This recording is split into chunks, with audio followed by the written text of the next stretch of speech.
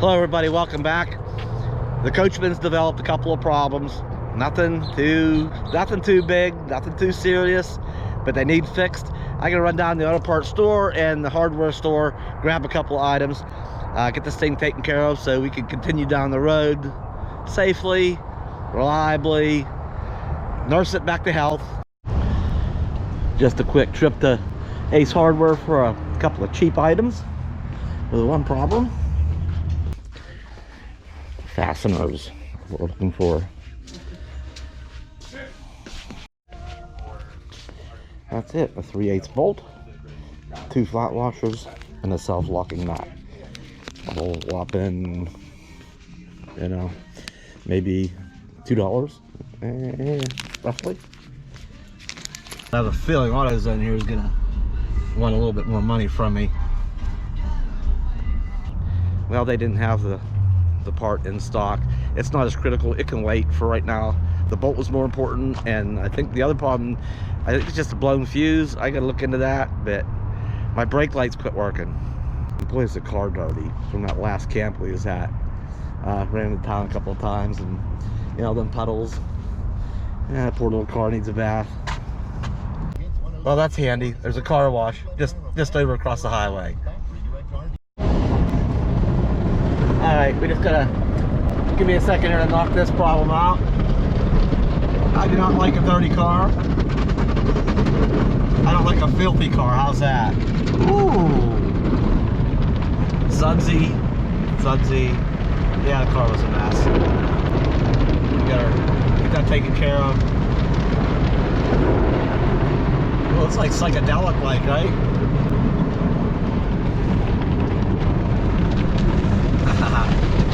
I don't know why I get a kick out of this.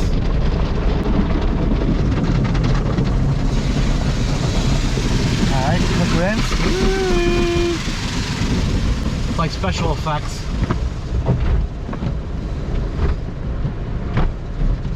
That's right, washy.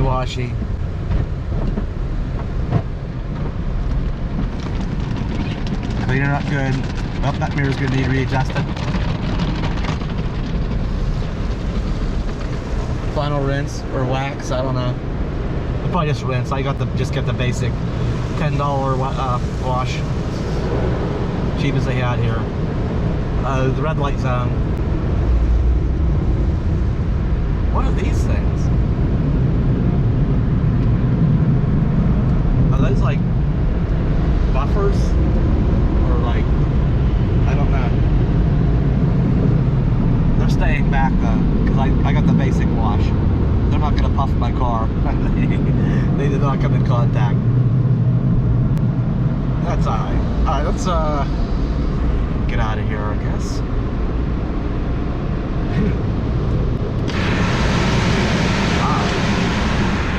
Let me put that window back up. Alright, lights green, let's go.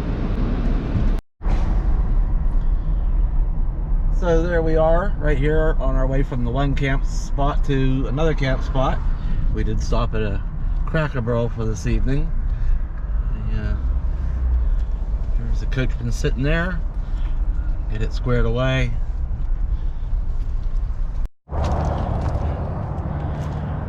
So Aja was following me over here and said, "Hey, your brake lights aren't working." So that I need to not on the car and not on the Coachman. Of course, the Coachman's what makes the signal that goes to the car. So if the Coachman brake lights aren't working, hopefully it's just a fuse. Hopefully it's easy to locate, easy to get to. Should be under here somewhere. Oh good, it's right there. It's right, a fuse box is right there.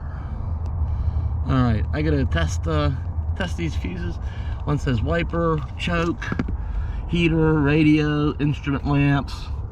What else does that say up there? Ignition, gauges, turn, signals and backup lights. Okay. Oh, tail lamps. Oh, that's right. There's a 25. Of course, I only have a 15 and a 5.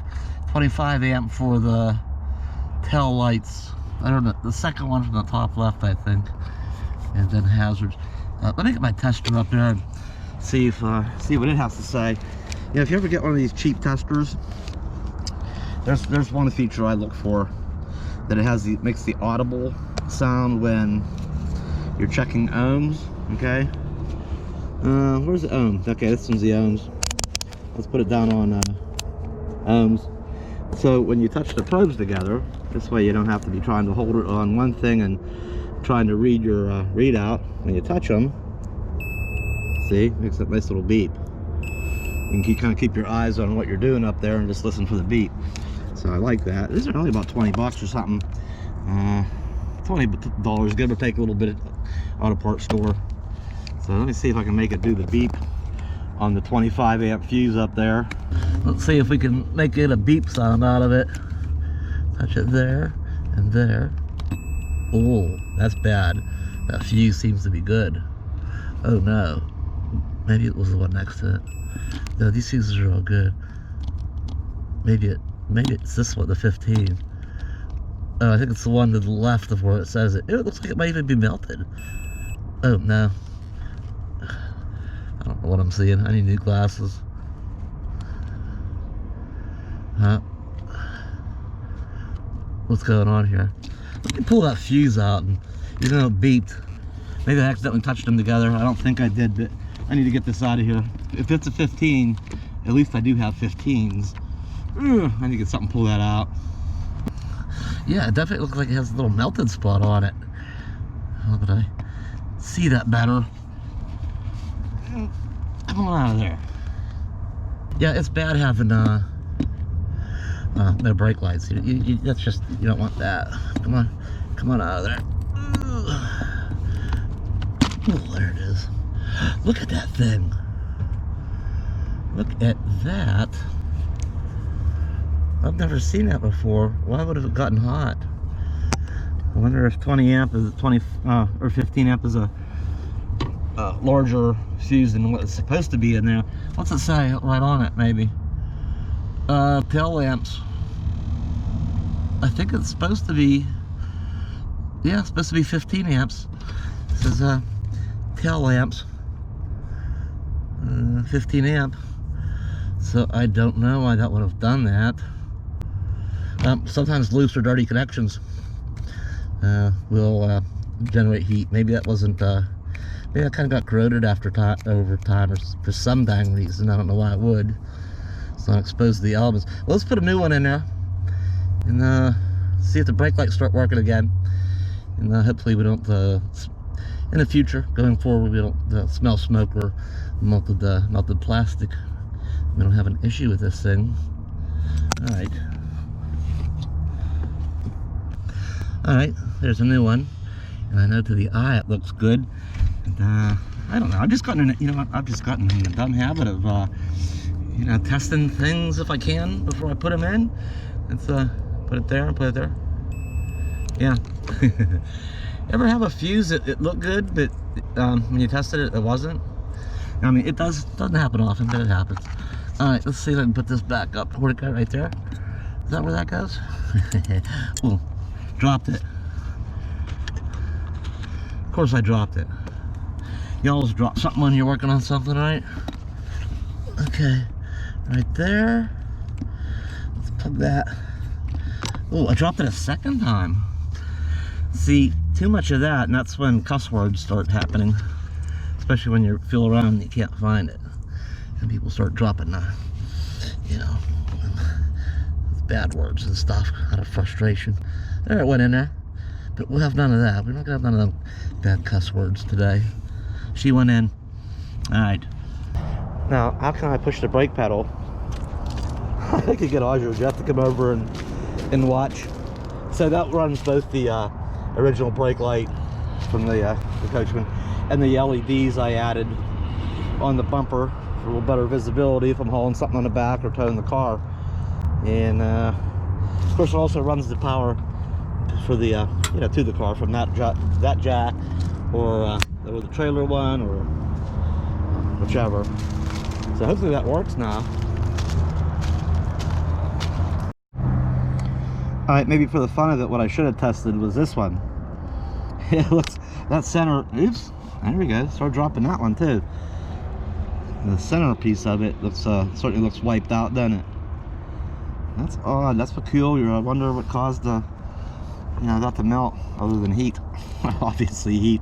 Let's put it on there just for the heck of it, right? Let's put it, that one, I'll hold that one on one, and let's hold the other on the other one. I don't hear no beep, do you? No. So it's pretty obvious. That's pretty obvious that was the culprit, right? Alright, let's remember to turn this off when we're done with it so that it doesn't go bad. You know, fancier models have a auto off if they've been sitting for, you know, several minutes not being used. But this deluxe model, now you gotta remember to turn it off. So let me get that wound up, put away. My tools put away for this job anyway. And it'll be dark soon. Actually, I could just wait till it's dark and push the brake pedal, and those LEDs will light that grass up back there. Surely I'll be able to tell. I guess I could just set the camera back here long enough to go up there and try it and then review the file and see if they work, right? That seems simple enough. Well, if I can get my tripod to work, all right, is that gonna stay there? All right, I'm gonna go try it.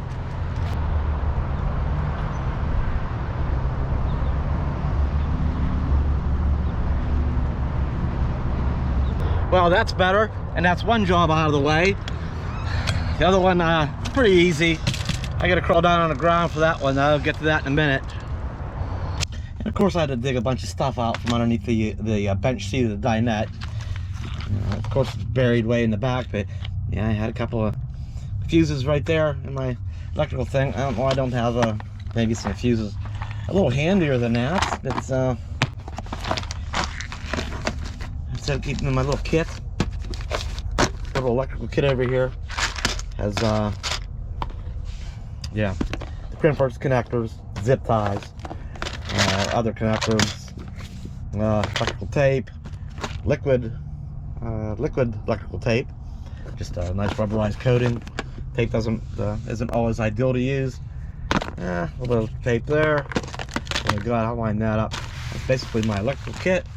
And put that on that box, and all that stuff can get. All that stuff can. That doesn't go there. Then these crimpers, these better crimpers, go here. And then I keep a pair of snips in there. And that's some extra wire.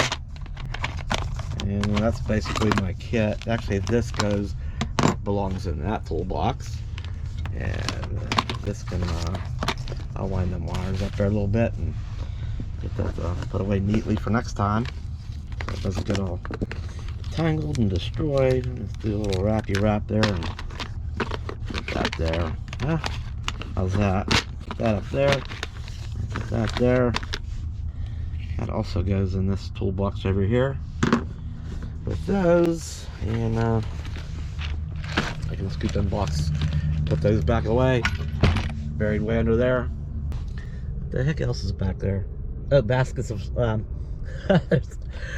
course, duct tape, and forget what else in there. Little thing of nuts and screws, small ones, not the one I needed from the hardware store.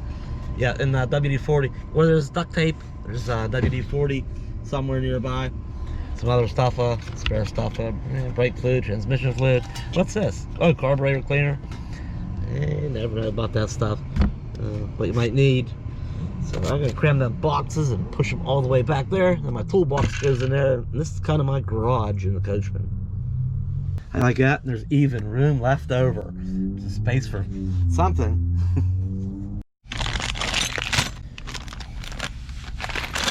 So here's the other project. The other thing that went bad. And I should have done this before I left Pennsylvania, but and some of you remember that I fixed one side but not the other. And I was just, for all the longer this takes, you know, you think I certainly could have squeezed it in there, but you know, the weather was turning bad fast, and the summer was I just had it, you know. I had enough repairs, and I did the transmission and this, and exhaust manifold job, and you know, other things. And I noticed the one side, the hangers, But all the hangers, there's 2 on the driver's side in the back and 2 on the passenger side in the back. The ones on the passenger side were really bad. I went ahead and replaced them. And the driver's side didn't look as bad. I thought, you know what, they'll be all right for a while. It's just time to get out of here. Like I say, the weather was turning fast. It was getting late October, and the winds and the cloud and the rains were moving in. Cold, windy, and rainy. I'm like, and the extended forecast was looking worse. I said, it's time to go. We're close enough. Come on, get on there. I'll fix this on the road later once we're further south. Then I forgot about it. And then they broke. Both of them. I didn't notice it right away. So I had the 2 that I did put on the other side, on the passenger side, and I have 2 for the driver's side. So we'll get this all ready to go on there. That goes like that. I go on the exhaust pipe and clamp it down, and this gets, you know, mounted up there. Get them on. All right, this should be simple enough. Oh, whoops, this is upside down. I never open it up upside down, because sockets will go everywhere. Ask me how I know. Done it 2 or 3 times actually over the years, and you're pick up the sockets for a while. All right, this should just require 1 socket. I think it's this one right here.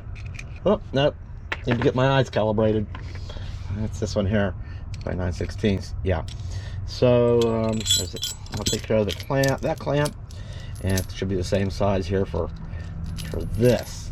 All right, so let's get this and this, and I'm gonna use my little electric impact, rechargeable impact. Better grab a wrench too. Wrenches are up here, and deep well sockets. So what do we need here? Probably that one. All right. Actually, this job could wait until we got to camp, but I think I'm gonna try and knock it out now, because it is just a quickie. I don't like doing stuff in parking lots unless it's really urgent. But gonna make an exception and get this done. Okay, we're under here. Kind of stinks not having the right tools like I was back at the garage, but I'm gonna be able to get this done. There's the other one over there. Hang on, let's do this. The other one completely broke, and so we added the new one on here. The pipe was just kind of hanging, and I didn't notice it at first until we was at the last camp. I said, something doesn't look right about that, and I grabbed it, and you know, you can imagine, you see how okay wobbly that is with just that one. So, and the item that the auto parts store didn't have was a new donut gasket for up front, the exhaust flange gasket, because this whole thing, you can see that muffler wobble. So that probably played, you know what, on the, actually maybe not, it's only moving so far up. There might be another connection up there that I'll have to tighten down a little bit more. I'll have to check that out. But for now, I mean, it's not falling off or anything. But so we've got some tightening up issues here. So this, the other clamp, the other hanger was on this clamp, and it broke off from here. It went from there up to there, and dropped some. Part of it's certainly missing, because it wasn't up that high. I know that, because it's pretty level going across here. Anyway, I went ahead and put this new hanger up here. Just gonna bolt it up alongside this one, and stuck the bolt in it. To put the get the nut on there. All right, we got the trusty tripod back in action for hands-free action, and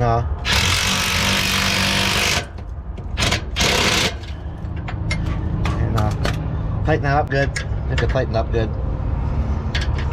itself. Oh yeah. Oh, oops. Maybe I should have hooked that up first down here.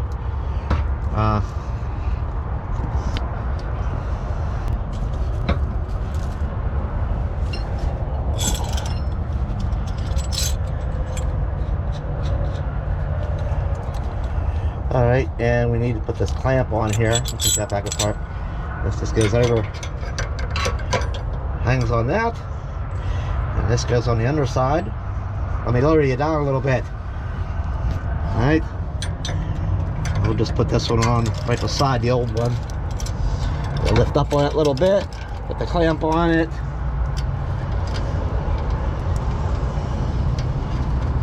All right, put that nut on, and get this nut on. All right, now just be able to tighten that up again with the impact. All right, go give her the zing zing.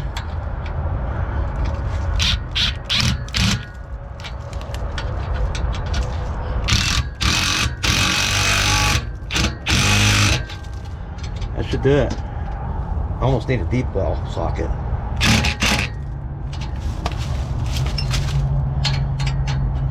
That's why I bought the wrench, just in case you need a little bit.